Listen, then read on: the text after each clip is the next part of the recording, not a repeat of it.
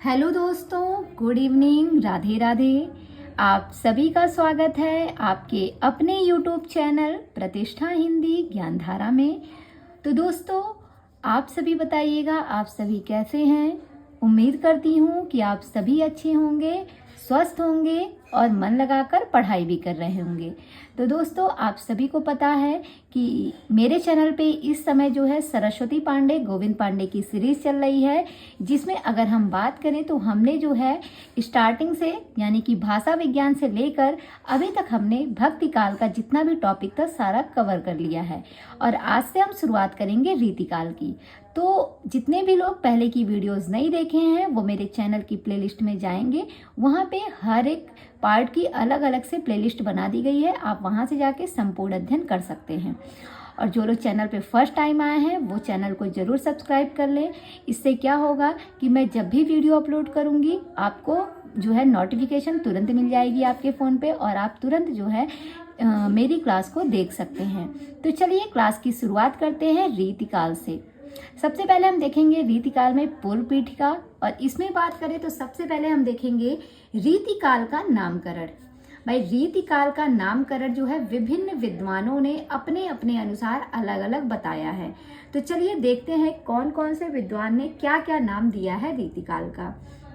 यहाँ पे देखिएगा, सबसे पहले अगर हम बात करें रीति काव्य की, तो रीति काव्य नाम जो है रीतिकाल को रीति काव्य नाम किसने दिया? डॉक्टर जॉर्ज ग्रियर्सन ने। और इन्हीं के साथ साथ हजारी प्रसाद द्विवेदी ने भी रीतिकाल को रीति काव्य कहा। याद रखिएगा, कह सकते हैं हजारों बार जो रीतियां होती हैं, रीति के काव्य में लोग हजारों बार गिरते हैं। भाई, जो रीति रिवाज चलता है ना दुनिया में, कहते हैं भाई रीति रिवाज के चक्कर में जो है हजारों बार लोग गिर जाते हैं, गिरना पड़ता है, लोग झुक जाते हैं। भाई, हमारे रीति रिवाज ऐसे हैं, ना चाहते हुए भी हमें ये चीज करना है।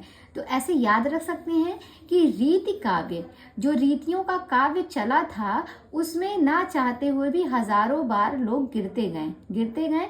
गिरने से हो गया ग्रियर्सन और हजार से हो गया हजारी प्रसाद द्विवेदी।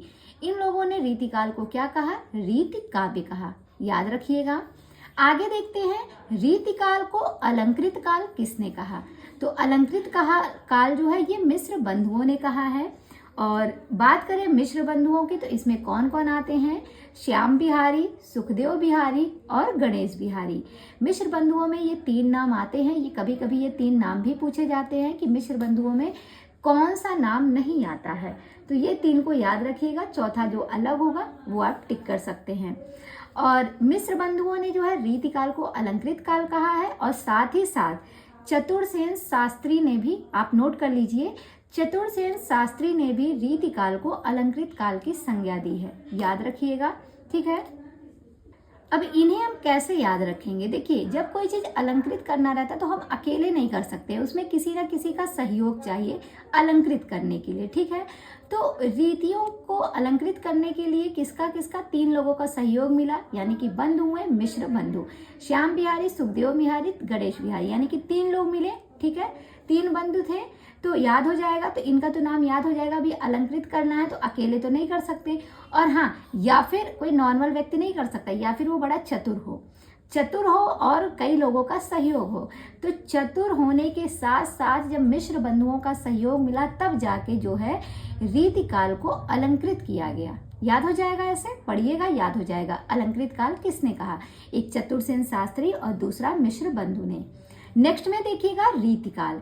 जो नाम हम पढ़ते हैं रीतिकाल, इसी रीतिकाल को रीतिकाल कहा किसने था? तो ये कहा था रामचंद्र शुक्ल ने। और रामचंद्र शुक्ल के साथ साथ रामस्वरूप चतुर्वेदी और बच्चन सिंह, रामस्वरूप चतुर्वेदी और रामचंद्र शुक्ल, तीनों लोगों ने रीतिकाल को रीतिकाल कहा है। ध्यान रखिएगा, रीतिकाल को रीतिकाल किसने कहा है? रामस्वरूप चतुर्वेदी, रामचंद्र शुक्ल और बच्चन सिंह ने कहा है। रीतिकाल को रीतिकाव्य जॉर्ज ग्रियर्सन और हजारी प्रसाद द्विवेदी ने कहा है। आगे देखेंगे श्रृंगार काल। बात करें श्रृंगार काल की तो रीतिकाल को श्रृंगार काल आचार्य विश्वनाथ प्रसाद मिश्र ने कहा है। इन्हें कैसे ध्यान रखेंगे कि रीतिकाल को श्रृंगार काल किसने कहा है? तो देखिए, पूरे विश्व में अगर हम बात करें विश्व में सभी के रीति रिवाज अलग अलग होते हैं। आप किसी भी देश में चले जाइए, किसी भी राज्य में चले जाइए, वहाँ के रीति रिवाज अलग हैं, आपके यहाँ के अलग हैं, है कि नहीं। तो हर कोई अपने रीति रिवाज के अनुसार जो है श्रृंगार करता है कि नहीं। श्रृंगार अपने रीति रिवाज के अनुसार लोग करते हैं। अब मुस्लिम लोग हैं, उनका श्रृंगार अलग होता है, हिंदू लोगों का अलग होता है, क्रिश्चियन का अलग होता है पहनावा जो देखिए तो उससे थोड़ा सा आप कनेक्ट कर सकते हैं ना। ये पूरे विश्व की बात है कि विश्व में ये चीज होती है। तो विश्व से याद हो जाएगा, विश्वनाथ प्रसाद मिश्र ने रीतिकाल को श्रृंगार काल कहा, आसानी से याद भी रख सकते हैं। बात करें कला काल की, तो रीतिकाल को कलाकाल डॉक्टर रमाशंकर शुक्ल रसाल ने कहा है। कलाकाल किसने कहा है? रमाशंकर शुक्ल रसाल ने कहा है, ठीक है। तो आप जानते हैं जो है ये देवताओं में जो कलाएं दिखाई जाती थी वो कौन दिखाता था? शंकर जी दिखाते थे। शंकर जी और पार्वती जी, रमा पार्वती जी का पर्यायवाची है, तो आप याद भी रख सकते हैं। शिव जी और पार्वती जी जो है वो हर काल में अपनी कला दिखाते थे। हर काल में अपनी कला कौन दिखाया? रमाशंकर जी, मतलब शिव जी और पार्वती जी, ऐसे याद कर सकते हैं, शंकर जी और पार्वती जी। बात करें अंधकार काल की, तो अंधकार काल रीतिकाल को कहा है त्रिलोचन ने। ये तो सबसे सही है याद करना। देखिए, लोचन मतलब होता है नेत्र, और त्रिलोचन, अब बताइए, जिसके 3 लोचन हो, यानी कि 3 आंख हो, 3 नेत्र हो, फिर भी उसको सब कुछ अंधकार अंधकार ही दिखाई दे रहा है चारों तरफ। तो अंधकार काल रीतिकाल को किसने कहा? त्रिलोचन ने कहा। भाई, अब 3 लोचन होने के बावजूद उसको नहीं दिखाई दे रहा है, चारों तरफ क्या दिखाई दे रहा है? अंधेरा अंधेरा। तो याद हो जाएगा, अंधकार काल किसने कहा? त्रिलोचन ने कहा। तो इस तरीके से हमने यहाँ पे रीतिकाल के कुछ जो नामकरण दिए गए हैं और किसने वो नाम दिए हैं उनका जो है विस्तृत रूप से अध्ययन किया, साथ ही साथ याद करने का भी प्रयास किया। और बात करें तो और भी अन्य नाम हैं जो रीतिकाल के दिए गए हैं, अलग अलग विद्वानों ने अलग अलग दिए हैं। अगर आप इनका विस्तृत रूप से अध्ययन करना चाहते हैं तो इसकी लिंक जो है इसी वीडियो के डिस्क्रिप्शन बॉक्स में मैंने डाल दी है। आप वहां से जाके उसमें पूरी जो है रीतिकाल, आदिकाल, भक्तिकाल और आधुनिक काल सभी के नामकरण की पूरी वीडियो पड़ी हुई है। आप वहां से जाके संपूर्ण अध्ययन कर सकते हैं, तो आपको ज़्यादा दिक्कत भी नहीं होगी। मेरे ही चैनल पे आपको मिल जाएगी। आप डिस्क्रिप्शन बॉक्स में जाके उस लिंक को चेक कीजिएगा, वहां से आप जाके संपूर्ण रीतिकाल का जो नामकरण है वो आप पढ़ सकते हैं। चलिए आगे बढ़ते हैं। आगे देखेंगे रीतिकाल के प्रवर्तक के संबंध में विद्वानों में मतभेद है। रीतिकाल के प्रवर्तक की जब हम बात करते हैं तो अलग अलग विद्वानों ने अलग अलग प्रवर्तक माना है रीतिकाल को। तो आइए देखते हैं किसने किसको जो है रीतिकाल का प्रवर्तक माना है। यहाँ पर देखिएगा, एक तरफ तो प्रवर्तक दिया है, फिर उनका रचना काल, प्रस्तोता और कारण, किस कारण से इनको जो है रीतिकाल का प्रवर्तक माना गया है। तो सबसे पहले बात करेंगे कृपाराम की। तो कृपाराम जो है इनका जो रचना काल है वो 1541 ईस्वी माना गया है। प्रस्तोता की बात करें तो आचार्य विश्वनाथ ने रीतिकाल का जो प्रवर्तक है वो कृपाराम को माना है। किसने माना है? आचार्य विश्वनाथ ने रीतिकाल का जो प्रवर्तक है वो कृपाराम को माना है। और कारण क्या बताया? कालक्रम की दृष्टि से। कालक्रम की दृष्टि से आचार्य विश्वनाथ ने रीतिकाल का जो प्रवर्तक है वो कृपाराम को बताया है। ध्यान रखिएगा, कहते हैं ना भाई, विश्व में, अगर पूरे विश्व की बात की जाए, विश्व में जो है हर किसी पर नाथ जो होते हैं, विश्व में नाथ जो होते हैं सभी पर कृपा करते हैं। विश्व में नाथ जो होते हैं वो सभी पर कृपा करते हैं। तो याद हो जाएगा, यहाँ से आप याद रख सकते हैं। आगे बात करेंगे, जो अगले प्रवर्तक माने गए हैं वो हैं केशवदास। केशवदास की अगर हम बात करें तो यहाँ पे इनके रचना काल का जो समय है वो 1555 से 1617 बताया गया है। और प्रस्तोता की बात करें तो डॉक्टर नगेंद्र हैं। डॉक्टर नगेंद्र ने रीतिकाल का प्रवर्तक किसको माना है? तो केशवदास को माना है। और हाँ, डॉक्टर नगेंद्र ने केशवदास को माना है और इसका समर्थन किसने किसने किया है? तो श्याम सुंदर दास, गणपति चंद्रगुप्त और बाबू गुलाब राय, ये 4 विद्वान जो हैं केशवदास को ही रीतिकाल का प्रवर्तक मानते हैं। तो नाम ध्यान रखिएगा। लेकिन सबसे पहले किसने माना था? डॉक्टर नगेंद्र ने माना था। और क्यों माना था? रचनाकार व्यक्तित्व की समृद्धि की दृष्टि से। प्रश्न बन सकता है किस कारण से जो है डॉक्टर नगेंद्र ने केशवदास को रीतिकाल का प्रवर्तक माना? तो रचनाकार व्यक्तित्व की समृद्धि की दृष्टि से नगेंद्र ने केशवदास को रीतिकाल का प्रवर्तक माना। याद रखिएगा। आगे बात करते हैं चिंतामणि, ये मोस्ट इम्पॉर्टेंट है। चिंतामणि जो है इनको रीतिकाल का प्रवर्तक किसने माना? तो रामचंद्र शुक्ल ने माना। इनके रचना काल का समय क्या है? 1643 ईस्वी इनके रचना काल का समय है। किसके? चिंतामणि के। तो ये प्रश्न कई बार पूछा गया है, रामचंद्र शुक्ल ने रीतिकाल का प्रवर्तक किसको माना? तो चिंतामणि को माना। और कारण क्या था? अखंड परंपरा चलाने की दृष्टि से इनको जो है रीतिकाल का प्रवर्तक माना गया शुक्ल जी के अनुसार। तो ये तीनों पॉइंट याद रखिएगा। विश्वनाथ ने कृपाराम को माना, डॉक्टर नागेंद्र ने केशवदास को माना, ठीक है। और उसके बाद बात करें रामचंद्र शुक्ल ने, तो इन्होंने चिंतामणि को माना। आगे देखिएगा, नेक्स्ट पॉइंट है, आचार्य विश्वनाथ प्रसाद मिश्र ने हिंदी साहित्य का अतीत में रीतिकाल का विभाजन निम्न ढंग से किया। आप जानते हैं जो विश्वनाथ प्रसाद मिश्र हैं, इनका एक ग्रंथ है हिंदी साहित्य का अतीत। इस ग्रंथ में जो है रीतिकाल का इन्होंने विभाजन किया था। और अभी आपने पढ़ा है रीतिकाल को विश्वनाथ प्रसाद मिश्र ने क्या नाम दिया था? तो इन्होंने रीतिकाल को श्रृंगार काल कहा था। विश्व में हर लोग अपनी रीतियों के अनुसार श्रृंगार करते हैं, इससे याद भी रहेगा। रीतिकाल को इन्होंने श्रृंगार काल नाम दिया था। अच्छा, रीतिकाल का इन्होंने ही विभाजन किया था। अगर कभी प्रश्न बने कि रीतिकाल का विभाजन किसने किया था, तो विश्वनाथ प्रसाद मिश्र ने किया था। और किसने किया था? उनका जो ग्रंथ है हिंदी साहित्य का अतीत, उसी ग्रंथ के अंतर्गत किया था। अब हम यहाँ पे रीतिकाल के विभाजन को देखेंगे, किस प्रकार से जो है विश्वनाथ प्रसाद मिश्र ने इसका विभाजन किया। तो देखिएगा, सबसे पहले इन्होंने रीतिकाल को दो भागों में बांटा, रीतिबद्ध धारा और रीति मुक्त, जिसे हम स्वच्छंद काव्य धारा कहते हैं, दो भागों में डिवाइड किया। फिर रीतिबद्ध धारा की बात करें तो रीतिबद्ध धारा को दो भागों में बांटा, लक्षणबद्ध काव्य और लक्ष्य मात्र काव्य, इन दो भागों में रीतिबद्ध धारा को बांटा। फिर है रीति मुक्त या फिर स्वच्छंद काव्य धारा, इसको भी इन्होंने दो भागों में डिवाइड किया, रहस्योन्मुख काव्य, शुद्ध प्रेम काव्य। ये दो भाग जो है रीति मुक्त या स्वच्छंद काव्य धारा के किए। ये चार्ट आप जरूर ध्यान रखिएगा, ये विश्वनाथ प्रसाद मिश्र के द्वारा जो है विभाजन किया गया है। आगे देखिएगा, आचार्य विश्वनाथ मिश्र ने श्रृंगार काल को तीन भागों में बांटा। श्रृंगार काल यानी कि वही रीतिकाल।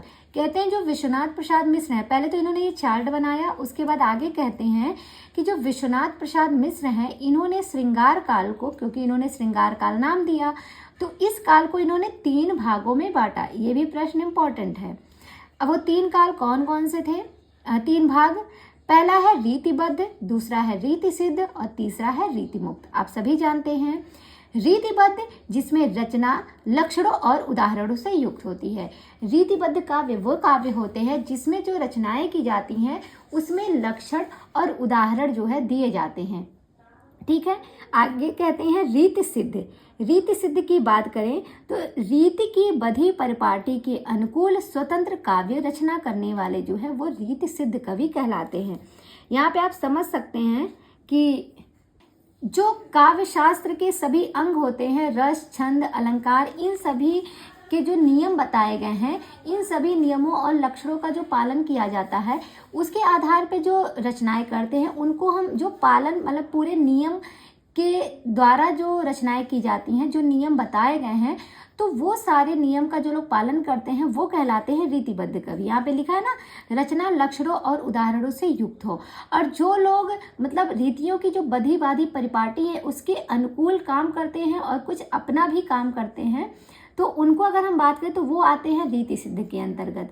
अब बात करें रीति मुक्त। अब मुक्त से ही आप समझ जाइएगा, रीतियों से मुक्त अलग, यानी कि रीति परंपरा की साहित्यिक रूढ़ियों से जो मुक्त रचनाएं करते हैं वो सारे कवि आते हैं रीति मुक्त के अंतर्गत। तो ये तीन भाग जो है श्रृंगार काल के अंतर्गत तीन भागों में बांटा था विश्वनाथ प्रसाद मिश्र ने। ये चीजें आपको समझ में आ गई होंगी। आगे देखिएगा, आचार्य विश्वनाथ प्रसाद मिश्र के अनुसार जो रीति सिद्ध कवि हैं वे डॉक्टर नगेंद्र के अनुसार रीतिबद्ध कवि हैं। कहते हैं आचार्य विश्वनाथ प्रसाद मिश्र ने जिनको रीति सिद्ध कवि कहा है, जिनको रीति सिद्ध कवि कहा है, उन्हीं कवियों को डॉक्टर नगेंद्र ने क्या बताया है, उन्हीं कवियों को डॉक्टर नगेंद्र ने रीतिबद्ध कहा है। मतलब इसी का उल्टा कर दीजिएगा, रीति मुक्त में कुछ भी हेरफेर नहीं करना है, रीति सिद्ध और रीतिबद्ध। जिसको इन्होंने रीति सिद्ध कहा उसी को डॉक्टर नगेंद्र ने रीतिबद्ध कह दिया, ध्यान रखिएगा। आगे कहते हैं रीतिकाल के कवियों का संक्षिप्त वर्गीकरण निम्न ढंग से प्रस्तुत किया जा सकता है। तो आइए इनका वर्गीकरण हम देखते हैं। यहाँ पर देखिएगा एक चार्ट दिया गया है, इसको मैं समझाने का प्रयास करती हूँ। देखिए विश्वनाथ प्रसाद मिश्र, यहाँ पे जो ये बनाया गया है विश्वनाथ प्रसाद मिश्र के अनुसार जो है तीन, आप जानते हैं इन्होंने श्रृंगार काल को 3 भागों में बांटा। तो देखेंगे कि विश्वनाथ प्रसाद मिश्र ने किस किस भाग में कौन कौन से कवियों को स्थान दिया। जैसे रीतिबद्ध, जो रीतिबद्ध है इसके अंतर्गत कौन से कवि रखे इन्होंने, रीति सिद्ध में किसको रखा और रीति मुक्त में। तो सबसे पहले हम बात करेंगे रीतिबद्ध की, जो कि सबसे ऊपर दिख रहा है। तो विश्वनाथ प्रसाद मिश्र के अनुसार जो रीतिबद्ध कवि हैं वो हैं केशवदास, सेनापति, जसवंत सिंह, मतीराम, देव, भिखारी दास और पद्माकर। ये जो इतने कवि हैं इनको जो है विश्वनाथ प्रसाद मिश्र ने रीतिबद्ध के अंतर्गत स्थान दिया है। अब इन्हें हम कैसे याद रखेंगे, सबसे इम्पोर्टेंट जो है वो है याद रखना। तो इसके लिए एक छोटी सी स्टोरी है, आप सुनिएगा आपको याद हो जाएगा। स्टोरी क्या है, पद से केस तक भिखारी की मति मारी गई, देव की सेना में घुस गए, वहीं बांध दिए गए, फिर पूरे विश्व में बेइज्जती हो गई। कैसे याद करेंगे, देखिए पद से हो जाएगा पद्माकर। कहते हैं पद से केस तक, पद से केस तक भिखारी, एक भिखारी थे, कहते हैं एक भिखारी थे, वो उनका जो है उनकी मति मारी गई थी। कहते हैं पद से केस तक एक भिखारी थे, उनकी मति मारी गई थी। और उनकी मति मारी गई थी क्यों, क्योंकि वो जो है देव की सेना में घुस गए, और जब देव की सेना में घुस गए तो वहां पे उनको लोगों ने बांध दिया। भाई अब होता है ना कि कहीं पे लड़ाई हो रही है और आपकी बुद्धि भ्रष्ट, जो आप उस लड़ाई में जो है घुस जाते हैं, तो क्या होता है लोग उनकी भी कुटाई कर देते हैं। होता है कि नहीं होता है, अगर आपकी कोई ज़रूरत नहीं है तो ऐसी जगहों पे आपको नहीं जाना चाहिए। तो इस वे में थोड़ा सा याद करिएगा। कहते हैं कि पद से केस तक भिखारी की जो मति है वो मारी गई थी, जो कि वो देव की सेना में घुस गए और फिर वहां पे उनको बांध दिया गया। और जब बांध दिया गया तो पूरे विश्व में उनकी क्या हो गई, बेइज्जती हो गई। होगी कि नहीं होगी बेइज्जती की, भाई उनके सेना में घुस गए थे। अच्छा मैंने स्टोरी तो बता दी, अब आप याद कैसे करेंगे, कनेक्ट कैसे करेंगे। तो देखिए पद से हो जाएगा पद्माकर, समझ में आ गया। अब केस से हो जाएगा केशवदास, पद्माकर और केशवदास याद हो गया। अब उसके बाद है पद से केस तक भिखारी, भिखारी से हो गया भिखारी दास, इनकी मति मारी गई, मति से हो गया मतीराम। फिर मति मारी गई थी, वो देव की सेना में घुसे, देव की सेना से यानी कि देव हो गया, अगले कवि देव हो गया, देव की सेना में घुस गए और वहीं पर उनको जो है बांध दिया गया। कहाँ पे बांध दिया गया, बांधने से हो जाएगा रीतिबद्ध, बांधने से बद्ध हो जाएगा, और देव की सेना में घुसे तो सेना से हो जाएगा सेनापति। तो इस तरीके से हम रीतिबद्ध कवियों को याद कर लेंगे इस ट्रिक की सहायता से, विश्वनाथ प्रसाद मिश्र के द्वारा जो रीतिबद्ध कवि बताए गए हैं। बात करेंगे रीति सिद्ध की, तो रीति सिद्ध के अंतर्गत इन्होंने बस बिहारी को स्थान दिया है। आप सभी जानते हैं बिहारी लाल जो हैं ये रीति सिद्ध के अंतर्गत आते हैं। अब हम बात करेंगे रीति मुक्त कवि। रीति मुक्त कवि जो कि विश्वनाथ प्रसाद मिश्र के अनुसार बताए गए हैं रीति मुक्त कवि, तो इनके अनुसार रीति मुक्त कवियों में कौन कौन आते हैं, रसखान, शेख आलम, घनानंद, ठाकुर, बोधा और द्विजदेव। ये सभी लोग रीति मुक्त के अंतर्गत आते हैं। आप एक चीज़ ध्यान रखिएगा, ये जो 5 लोग हैं इनका नाम तो आप हर जगह पढ़ेंगे, लेकिन एक रसखान जो है ये अलग हैं। तो इनको जो है रीति मुक्त में स्थान किसने दिया, विश्वनाथ प्रसाद मिश्र ने। ये पॉइंट याद रखिएगा। बाकी सभी जो है ये जो 5 लोग हैं सभी ने इनको रीति मुक्त में ही रखा है, लेकिन रसखान जो है थोड़ा अलग है, इनको केवल विश्वनाथ ने स्थान दिया है। तो ध्यान रखिएगा, विश्वनाथ के साथ साथ शुक्ल जी ने भी माना है। तो इन्हें याद कैसे रखेंगे, इसकी एक ट्रिक है। द्विज आलम के घने रस से ठाकुर बोधा मुक्त हुए। क्या है ट्रिक, द्विज आलम के घने रस से ठाकुर बोधा मुक्त हुए। तो द्विज से हो जाएगा द्विजदेव, आलम से हो जाएगा शेख आलम, घने से हो जाएगा घनानंद, रस से क्या हो जाएगा रसखान हो जाएगा, ठाकुर से हो जाएगा ठाकुर, बोध से हो जाएगा बोधा और मुक्त से हो जाएगा रीति मुक्त। तो याद हो जाएगा, द्विज आलम के घने रस से ठाकुर बोधा मुक्त हुए। इस ट्रिक को लिख लीजिएगा, सारे कवि आपके याद हो जाएंगे। तो ये बात हो गई विश्वनाथ प्रसाद मिश्र के अनुसार, जो उन्होंने 3 भागों में बांटा था, तो किन किन कवियों को किसमें स्थान दिया, इसको हमने देख लिया। आगे बढ़ते हैं, आगे बात करें बच्चन सिंह की। तो बच्चन सिंह ने भी भाई 3 भागों में बांटा है। एक आप देख सकते हैं बद्ध रीति कवि, इन्होंने नाम क्या दिया, हम लोग अभी पढ़ रहे थे रीतिबद्ध ना, पर इन्होंने थोड़ा सा उलट दिया है नाम, इन्होंने कर दिया बद्ध रीति कवि, रीत इतर कवि और मुक्त रीति कवि। तो अब देखिएगा, जो बच्चन सिंह है इन्होंने बद्ध रीति को 2 भागों में बांटा। पहला हो गया रीति चेतस कवि और दूसरा हो गया काव्य चेतस कवि। पहला क्या है, रीति चेतस और दूसरा है काव्य चेतस। तो रीति चेतस कवि के अंतर्गत इन्होंने किसको किसको रखा, चिंतामणि, जसवंत सिंह, भिखारी दास, प्रताप शाही और ग्वाल कवि, इतने लोगों को रीति चेतस के अंतर्गत रखा। और बात करें काव्य चेतस की, तो काव्य चेतस में इन्होंने मतीराम, भूषण, देव और पद्माकर को स्थान दिया था। किसको किसको, काव्य चेतस में इन्होंने मतीराम, भूषण, देव और पद्माकर को स्थान दिया था। अब हम इन लोगों को याद कैसे करेंगे, तो देखिएगा, जो रीति चेतस कवि हैं इनको हमने पढ़ लिया। इसकी एक ट्रिक है कि भिखारी को चिंता हुई ग्वाल शाही के जस की, भिखारी को चिंता हुई ग्वाल शाही के जस की। भिखारी से हो जाएगा भिखारी दास, चिंता से हो जाएगा चिंतामणि। भिखारी को चिंता हुई ग्वाल शाही, एक ग्वाल हैं जो कि शाही के हैं, तो कह सकते हैं ग्वाल से ग्वाल, शाही से प्रताप शाही, ग्वाल शाही के जस की, जस से हो जाएगा जसवंत सिंह। तो ये आपको याद हो गया कि रीति चेतस कवि के अंतर्गत बच्चन सिंह ने किसको रखा है। अब काव्य चेतस की बात करें, तो काव्य चेतस की जो ट्रिक है वो है, देव ने अपने मति व पद से अपने बच्चे को भूषण पहनाया। कैसे याद करेंगे, एक देव नाम के कोई व्यक्ति हैं, उन्होंने अपने मति यानी कि बुद्धि और अपने पद, जो उनका पद है, जैसे कह सकते हैं ना, इन्होंने इस पद को प्राप्त किया, कोई अच्छे पद पे होंगे, तो वैसे ही याद कर सकते हैं कि एक देव नाम के व्यक्ति हैं, उन्होंने अपने मति व पद से अपने बच्चे को भूषण पहनाया। बच्चे से बच्चन सिंह ने इनको जो है काव्य चेतस के अंतर्गत रखा है, याद हो जाएगा। आगे हम देखेंगे रीति इतर काव्य। रीति इतर काव्य के अंतर्गत इन्होंने अभिजात्य वर्ग रखा है, जिसमें इन्होंने बिहारी लाल को स्थान दिया। और इसके बाद बात करेंगे हम मुक्त रीति काव्य। तो मुक्त रीति काव्य को अगर हम देखें तो इन्होंने इसको 2 भागों में डिवाइड किया, अभिजात्य वर्ग, तो इसमें इन्होंने बिहारी लाल को स्थान दिया था। और स्वच्छंद काव्यधारा, स्वच्छंद काव्यधारा जो है, तो इसमें जो है इन्होंने आलम, घनानंद, ठाकुर, बोधा, द्विजदेव, इनको स्थान दिया है। तो इनके ट्रिक तो आपने याद ही की है मुक्त रीति मुक्त कवियों की, कि द्विज आलम के घने रस से ठाकुर बोधा मुक्त हुए। तो मुक्ति आपको याद होगा, मुक्ति रीति यानी कि रीति मुक्त के अंतर्गत कौन कौन आते हैं। बस एक कवि को याद करिएगा कि जो रसखान को स्थान दिया था वो केवल विश्वनाथ प्रसाद मिश्र ने दिया था, बाकी रसखान को किसी ने नहीं रखा था रीति मुक्त में। और हाँ, बच्चन सिंह ने रीति मुक्त का एक नाम क्या दिया है, स्वच्छंद काव्यधारा। तो इन्होंने 2 भागों में डिवाइड किया, अभिजात्य वर्ग और स्वच्छंद काव्यधारा। तो अभिजात्य वर्ग में इन्होंने बिहारी लाल को रखा, लेकिन स्वच्छंद काव्यधारा में भाई ये स्वच्छंद कवि थे, मुक्त रचनाएं करते थे, तो इसमें ये सारे कवि आ जाएंगे। और रीति इतर काव्य की अगर हम बात करें, ठीक है, तो ये 3 भागों में बच्चन सिंह ने इसको बांटा था।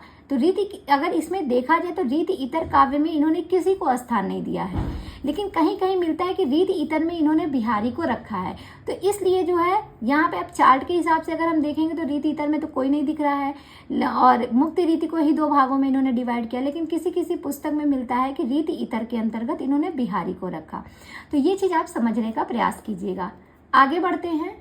डॉक्टर नगेंद्र द्वारा रीतिकालीन कवियों का कालक्रमानुसार वर्गीकरण निम्नलिखित है। अब यहाँ पे हम डॉक्टर नगेंद्र द्वारा जो रीतिकाल के कवियों का कालक्रम बताया गया है, अब हम उनको देखेंगे। तो सबसे पहले आप चार्ट समझने का प्रयास कीजिएगा। आप देखिएगा, सबसे नीचे पहले मैं जाती हूँ, देखिएगा यहाँ पे अगर हम देखेंगे तो यहाँ पे देखिए डॉक्टर नगेंद्र दिया गया है। डॉक्टर नगेंद्र ने 3 भाग किए, एक है रीति काव्य, दूसरा है रीति मुक्त और तीसरा है रीति सिद्ध। ये इतना समझ में आया। अब यहाँ पे आप देखिएगा, रीति काव्य की अगर हम बात करें तो रीति काव्य को इन्होंने 2 भागों में डिवाइड किया। अब पूरा तो स्क्रीन अभी आ गया होगा पूरा। तो रीति काव्य को इन्होंने 2 भागों में बांटा, एक है सर्वांग निरूपक और दूसरा है विशिष्टांग निरूपक। सर्वांग निरूपक आप समझ सकते हैं, सर्वांग निरूपक यानी कि सर्वांग सारे अंग, यानी कि काव्य शास्त्र के जो सभी अंग होते हैं, रस, छंद, अलंकार, ये सारे जो अंग होते हैं उनको लेकर जो रचनाएं की जाती हैं उसके अंतर्गत, मतलब जो कवि इन सारी चीजों को लेकर रचनाएं करते हैं वो कवि सर्वांग निरूपक कवि कहलाते हैं। और जो किसी एक अंग को लेकर रचनाएं करते हैं, जैसे किसी एक विशिष्ट अंग को लेकर रचनाएं करते हैं, वो विशिष्टांग निरूपक के अंतर्गत आते हैं। तो ये चीज आपको समझ में आ गई। डॉक्टर नगेंद्र ने रीति कवियों को 2 भागों में डिवाइड किया, सर्वांग निरूपक कवि और विशिष्टांग निरूपक कवि। ये इतना पॉइंट आपको समझ में आया। अब देखिएगा, अब हम बात करेंगे सर्वांग निरूपक कवि की। तो सर्वांग निरूपक कवियों में इन्होंने किसको किसको स्थान दिया है? चिंतामणि, जिनका समय 1609 से 1685 माना जाता है। दूसरे नंबर पे है कुलपति मिश्र। तीसरे नंबर पे है कुमारमणि, जिनका समय 1665 ईस्वी माना जाता है। फिर है सोमनाथ, भिखारी दास, रसिक गोविंद, इनका समय 1743 से 1838 ईस्वी माना जाता है। आगे हैं देव कवि, 1673 से 1767 माना जाता है इनका समय। आगे है अमीर दास, 1783 ईस्वी इनका समय है। बात करें ग्वाल कवि की, 1791 से 1868, और उसके बाद लास्ट में है प्रताप शाही। तो सर्वांग निरूपक कवियों के अंतर्गत डॉक्टर नगेंद्र ने किसको किसको रखा? चिंतामणि, कुलपति मिश्र, कुमारमणि, सोमनाथ, भिखारी दास, रसिक गोविंद, देव कवि, अमीर दास, ग्वाल और प्रताप शाही। अब इन्हें हम याद कैसे करेंगे? सबसे बड़ी समस्या होती है याद करने की। तो चलिए इसकी एक ट्रिक है, ट्रिक सुनिएगा। ट्रिक क्या है?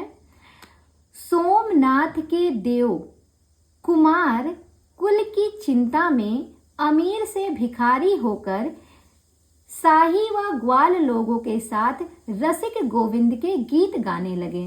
तो ये थी पूरी ट्रिक। अभी आपको समझ में कुछ नहीं आया होगा, एक बार फिर से सुनिएगा कि सोमनाथ के देव कुमार कुल की चिंता में अमीर से भिखारी होकर शाही व ग्वाल लोगों के साथ रसिक गोविंद के गीत गाने लगे। अब इतना मैंने पढ़ दिया ना, इसको आप लिख लीजिएगा और मैं इसको कनेक्ट करती हूँ कि सारे कवियों के नाम इसमें आ गए हैं। कैसे? देखिए, मैंने बोला सोमनाथ, सोमनाथ से सोमनाथ हो गए। फिर बात करते हैं देव, कहते हैं सोमनाथ के देव कुमार, सोमनाथ से सोमनाथ, देव से हो गए देव, ठीक है, देव हो गए। कुमार से हो गए कुमारमणि। कुल की चिंता में, कुल से हो जाएगा कुलपति मिश्र, चिंता से हो जाएगा चिंतामणि। अमीर से भिखारी, अमीर से हो जाएगा अमीर दास, भिखारी से हो जाएगा भिखारी दास। अमीर से क्या हो गए? भिखारी बन गए। जब आप किसी की चिंता में रहेंगे तो आप कितने भी अमीर रहो, एक टाइम आएगा कि आप भिखारी बन ही जाएंगे। तो अमीर से भिखारी बन गए। उसके बाद ये क्या करते हैं? शाही लोगों के साथ, शाही से प्रताप शाही, शाही व ग्वाल, शाही व ग्वाल, तो शाही से प्रताप शाही, ग्वाल से ग्वाल, शाही व ग्वाल लोगों के साथ क्या करने लगे? रसिक गोविंद के गीत गाने लगे। तो ये हो गई पूरी ट्रिक और इसमें आपके सारे कवि समाहित हो गए। एक बार ट्रिक को फिर से आप सुन लीजिएगा और लिख लीजिएगा। सोमनाथ के देव कुमार कुल की चिंता में अमीर से भिखारी होकर शाही व ग्वाल लोगों के साथ रसिक गोविंद के गीत गाने लगे। तो ये पूरी ट्रिक है और इस ट्रिक से आपको सर्वांग निरूपक कवि याद हो जाएंगे। अब हम बात करते हैं विशिष्टांग निरूपक। तो विशिष्टांग निरूपक की जब हम बात करते हैं, मैंने बताया कि मतलब कि किसी विशिष्ट अंग को लेकर जो लोग रचनाएं करते हैं वो आते हैं विशिष्टांग निरूपक में। तो जैसे इसमें देखिए, इनको 4 भागों में जो है नगेंद्र ने डिवाइड किया है, डॉक्टर नगेंद्र ने। सबसे पहले आते हैं सर्वरस निरूपक कवि, दूसरे में आते हैं श्रृंगार रस निरूपक कवि, तीसरे में है छंदो निरूपक कवि और चौथे में है अलंकार निरूपक कवि। तो ये 4 भागों में इन्होंने डिवाइड किया। रस एक तो है सर्वरस, जिसमें सभी रस आते हैं, फिर स्पेशली श्रृंगार रस की बात की गई, उसके बाद छंदों की बात की गई, फिर अलंकार की बात की गई। तो सबसे पहले यहाँ पे हम देखेंगे सर्वरस निरूपक कवि। तो देखिएगा, जो सर्वरस निरूपक कवि हैं इसमें कौन कौन से कवि आते हैं? इसमें आते हैं तोष कवि, सुखदेव मिश्र, रसलीन, इनका समय 1699 से 1750 ईस्वी माना गया है। फिर है पद्माकर, समय है 1753 से 1833 ईस्वी। आगे है राम सिंह, उजियारे, चंद्रशेखर वाजपेयी, याकूब खां और बेनी प्रवीण। ये सारे के सारे जो हैं ये सर्वरस निरूपक कवि कहलाते हैं। अब हम इनको कैसे याद रखेंगे? तो इन्हें याद करने के लिए यहाँ पे देखिएगा बेनी प्रवीण, यहाँ पे लिखा है प्रवीण। प्रवीण शब्द को पकड़िएगा। देखिए प्रवीण नाम का कोई लड़का है जो कैसा है, जो मल्टी टैलेंटेड है। उसके अंतर्गत सारे रस समाहित है। कैसे रस है? सर्वरस लिखा है ना, तो ऐसे समझिएगा। मान लीजिए आप में से किसी का नाम ही प्रवीण हो या कोई किसी की जानकारी में हो। मेरी भी जानकारी में एक है, प्रवीण सर हैं, जो कि काफ़ी मल्टी टैलेंटेड हैं। हम उनको यही बोलते हैं कि आप तो बड़े मल्टी टैलेंटेड हैं, आपसे कोई कुछ भी कहेगा आप हर चीज़ को कर सकते हैं। वो गाने भी बहुत अच्छे गाते हैं। तो मैंने उन्हीं के नाम से इसको जोड़ा था, बाकी आप लोग भी जोड़ के याद रख सकते हैं। तो ऐसे याद करिए कि प्रवीण नाम का एक लड़का है। हाँ, वो क्या है, वो मल्टी टैलेंटेड है। उसके अंतर्गत सारे रस हैं, ठीक है, उसके अंतर्गत सारे रस है। जो आप 9 रस या 11 रस जो भी कहिए, जितने भी रस आते हैं सब रस इनके अंतर्गत है। जैसी जिसकी आवश्यकता पड़ती है वो उस रूप में आ जाते हैं। तो इतना समझ में आ गया। प्रवीण सर जो हैं वो सर्वरस, उनके अंतर्गत सारे रस हैं। अब इसको समझिएगा, याद हो गया कि प्रवीण नाम का कोई लड़का है, वो सर्वरस मतलब उसके अंतर्गत सारे रस समाहित हैं। वो जो है उसको टोस्ट खाना बहुत पसंद है। जो टोस्ट आता नहीं है, चाय में डिप करके आप लोग खाते हैं, उनको टोस्ट खाना बहुत पसंद है। और वो जो टोस्ट खाते हैं ना, उनको टोस्ट खाना खूब पसंद है। यहाँ पे लिखा है याकूब खाना। तो जो प्रवीण है वो मल्टी टैलेंटेड है और उनको टोस्ट खाना खूब पसंद है। टोस्ट से हो जाएगा टोस्ट और खूब से हो जाएगा याकूब खा। उनको टोस्ट खाना खूब पसंद है और वो जब टोस्ट खाते हैं तो एकदम रस में लीन होकर खाते हैं, मतलब एकदम रस ले लेकर खाते हैं। मतलब टोस्ट खाना खूब पसंद है, रस में लीन होकर। अब ये 4 नाम तो आपको याद हो गए। फिर आगे कहते हैं और उन्हीं जो प्रवीण हैं उन्हीं के सिर पर, उन्हीं के शिखर पर, सिर यानी यहाँ पे लिखा है ना चंद्रशेखर वाजपेयी, उनके शिखर पर जो है चंद्र धारण है। वो कैसे, मल्टी टैलेंटेड है, तो उनके शिखर पर चंद्र धारण है और जिससे क्या हो रहा है, चारों तरफ उजाला हो रहा है। चंद्र धारण है तो चारों तरफ उजाला होगा ना, चंद्रमा की रोशनी रहेगी। तो कहते हैं उनके सर पर चंद्र धारण है और वो चारों तरफ क्या हो रहा है, उससे चारों तरफ उजाला हो रहा है। उसी प्रकार जिस प्रकार राम जी के पद से लोगों को सुख की प्राप्ति होती है। सुख की प्राप्ति यानी कि सुखदेव मिश्र। समझ में आया? एक बार फिर से सुनिएगा कि एक प्रवीण नाम का लड़का है, वो मल्टी टैलेंटेड है, उसके अंतर्गत सारे रस समाहित हैं। तो सर्वरस याद हो जाएगा, सारे रस। तो वो क्या करते हैं, उनको टोस्ट खाना खूब पसंद है और रस ले लेकर वो टोस्ट खाते हैं, मतलब एकदम रस में लीन रहते हैं। फिर आगे कहते हैं कि उन्होंने अपने शिखर पर, मतलब उनके शिखर पर चंद्र धारण है जिसकी वजह से चारों तरफ उजाले होते हैं। ठीक उसी प्रकार जिस प्रकार राम जी के पद से लोगों को सुख की प्राप्ति होती है। याद हो जाएगा, इससे आप याद कर लेंगे। प्रवीण से हो जाएगा बेनी प्रवीण, टोस्ट से हो जाएगा टोस्ट, खूब खाने से याकूब खां, रस ले लेकर रसलीन, और शिखर पर चंद्र धारण चंद्रशेखर वाजपेयी, धारण करने से उजाले होते हैं, उजाले से उजियारे, और राम जी के राम से राम सिंह, और उनके पद की तरह पद से पद्माकर, और उनके पद की तरह लोगों को सुख की प्राप्ति होती है, सुख से सुखदेव मिश्र। तो ये ट्रिक आपको याद हो गई होगी, अच्छे से याद कर लीजिएगा। अब हम बात करेंगे श्रृंगार रस निरूपक कवि। श्रृंगार रस निरूपक कवियों में 2 कवि आते हैं। एक आते हैं मतीराम 1617 ईस्वी और दूसरे हैं कृष्ण भट्ट देवऋषि। तो इनको कैसे याद करेंगे? देखिए, मतीराम भड़क गए कृष्ण का श्रृंगार देखकर। मतीराम नाम का कोई व्यक्ति है, क्या कहते हैं कि मतीराम भड़क गए कृष्ण का, भड़क से याद रखिएगा कृष्ण भट्ट हैं, तो मतीराम भड़क गए कृष्ण का श्रृंगार देखकर। श्रृंगार से श्रृंगार रस याद हो जाएगा। आगे है छंदो निरूपक कवि। छंदो निरूपक कवि में आते हैं भूषण 1613 से 1715 ईस्वी, मतीराम 1617 ईस्वी, सुखदेव मिश्र, माखन, दशरथ और राम सहाय। इतने छंदो निरूपक कवि हैं। अब इन्हें कैसे याद करेंगे? इन्हें याद करने के लिए जो ट्रिक है वो है, सुख राम के मति में भूषा भर जाने के कारण माँ ने 10 हाथ मारा। अब देखो ये ट्रिक है, अब सुनिएगा। सुख राम के मति में, सुख से हो जाएगा सुखदेव, राम, राम से हो जाएगा राम सहाय, सुख राम के मति में, मति से हो जाएगा मति राम। तो कहते हैं सुख राम के मति में भूषा, भूषा से हो जाएगा भूषण, भूषा भर जाने के कारण माँ, माँ से हो जाएगा माखन, माँ ने 10 हाथ मारा, माँ ने, माँ से हो जाएगा माखन, 10 से हो जाएगा दशरथ, ठीक है, माँ से क्या हो जाएगा माखन और 10 से हो जाएगा दशरथ, हाथ मारा। सेंटेंस को पूरा करने के लिए मैंने लिख दिया। तो ये याद हो जाएगा छंदो निरूपक कवि कौन कौन से हैं। सुख राम के मति में भूसा भर जाने के कारण माँ ने 10 हाथ मारा, 10 से हो जाएगा दशरथ। तो ये हो गया छंदो निरूपक कवियों की ट्रिक। अब हम बात करेंगे अलंकार निरूपक। अलंकार निरूपक कवि की जब हम बात करते हैं तो इसके अंतर्गत कौन कौन से कवि आते हैं, तो आप देखिएगा। सबसे पहले है भूषण, मतीराम, जसवंत सिंह 1626 से 1688 ईस्वी, गोप 1716 ईस्वी, रसिक सुमति, रघुनाथ बंदीजन, दूल्हा, रसरूप, पद्माकर 1653 से 1833, सेवादास और गिरिधर दास, ये सभी अलंकार निरूपक कवि हैं। अब इन्हें हम कैसे याद करेंगे, इनकी ट्रिक है, पंक्तियों के माध्यम से याद करिएगा। 2-4 लाइन में पंक्तियां हैं। भूषण मति जसवंत गोप की, रसिक सुमति रघुनाथ की, बंदी जन दूल्हा रसरूप, पद्माकर सेवा गिरिधर दास की। नहीं याद हुआ होगा, एक बार फिर से सुनिएगा। भूषण मति जसवंत गोप की, रसिक सुमति रघुनाथ की, बंदी जन दूल्हा रसरूप, पद्माकर सेवा गिरिधर दास की। ये पूरी 4 लाइन की पंक्ति है। अब देखिए, भूषण से हो जाएगा भूषण, मति से हो जाएगा मतीराम, जसवंत से हो जाएगा जसवंत सिंह, गोप से हो जाएगा गोप कवि, ठीक है।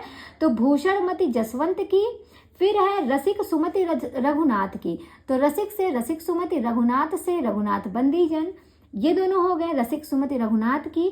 फिर है बंदीजन दूल्हा रसरूप, बंदीजन से हो जाएगा रघुनाथ बंदीजन, दूल्हा से दूल्हा और रसरूप से रसरूप। पद्माकर सेवा गिरधर दास की, पद्माकर से पद्माकर, सेवा से सेवादास और गिरधर से गिरधर दास। ये सारे कवि आपको याद हो गए अलंकार निरूपक। आगे बढ़ते हैं। अब हम बात करेंगे डॉक्टर नगेंद्र ने रीति मुक्त कवियों के अंतर्गत किसको किसको रखा है। तो देखिए, शेख आलम, घनानंद, बोधा, ठाकुर, त्रिजदेव। मैंने स्टार्टिंग में ही बताया सभी ने इन 5 को रखा है। बस विश्वनाथ प्रसाद मिश्र ने एक एक्स्ट्रा रखा है, रसखान को भी स्थान दिया है। तो इनकी ट्रिक तो आपको याद ही है। आगे हम बात करेंगे रीति सिद्ध कवि। अब देखिएगा, रीति सिद्ध कवि के अंतर्गत डॉक्टर नगेंद्र ने किसको स्थान दिया, और आपने पढ़ा था जिनको विश्वनाथ प्रसाद मिश्र ने रीतिबद्ध कवि कहा है, उन्हीं को डॉक्टर नगेंद्र ने रीति सिद्ध कवि कहा है। तो ये रीतिबद्ध कवि उनके अनुसार है, लेकिन इनके अनुसार रीति सिद्ध कवि माने गए हैं। अच्छा, इसमें देखिएगा कौन कौन से नाम हैं। सेनापति 1589 ईस्वी, बिहारी लाल 1595 से 1663 ईस्वी, रसनिधि 1603 से 1660 ईस्वी, वृंद 1643 से 1723 ईस्वी, नृप शंभु 1657 ईस्वी, नेवाज 1680 ईस्वी, कृष्ण कवि 1720 ईस्वी, हठी जी 1780 ईस्वी, विक्रमादित्य, राम सहाय, पजनेस 1815 ईस्वी और लास्ट है बेनी वाजपेयी 1823 ईस्वी। तो ये हो गया रीति सिद्ध कवि डॉक्टर नगेंद्र के अनुसार। अब इन्हें हम याद कैसे करेंगे। और हाँ, ट्रिक बताने से पहले अगर आप लोगों ने अभी तक वीडियो को लाइक नहीं किया है तो प्लीज़ वीडियो को लाइक कीजिए और जितना ज़्यादा हो सके वीडियो को शेयर कीजिए। और अगर आपको ये क्लास पसंद आ रही है, सच में पसंद आ रही है, तो प्लीज़ अगर चैनल को सब्सक्राइब नहीं किया है तो चैनल को भी सब्सक्राइब करना मत भूलिए। फ़ौरन जाके चैनल को सब्सक्राइब कीजिए। तो चलिए अब हम ट्रिक को देखते हैं। अब इसको कैसे याद रखेंगे, तो देखिएगा यहाँ पे लिखा है विक्रमादित्य, यहाँ पे है बेनी वाजपेयी।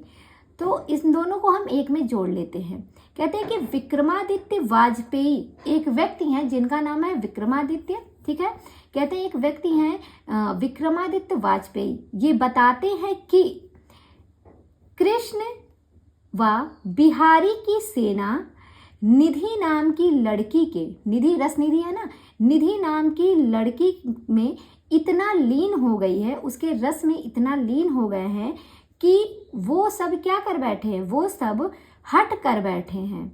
कि हट कर बैठे हैं कि वृंद लिखा है ना, वृंदावन में जाकर पजनेस, यहाँ लिखा है ना पजनेस को जैसे आप बना लीजिए पाजेब, लड़कियां वो शादी में लड़कियां पाजेब पहनती है ना, जो चौड़ा वाला पायल होता है उसको पाजेब कहते हैं।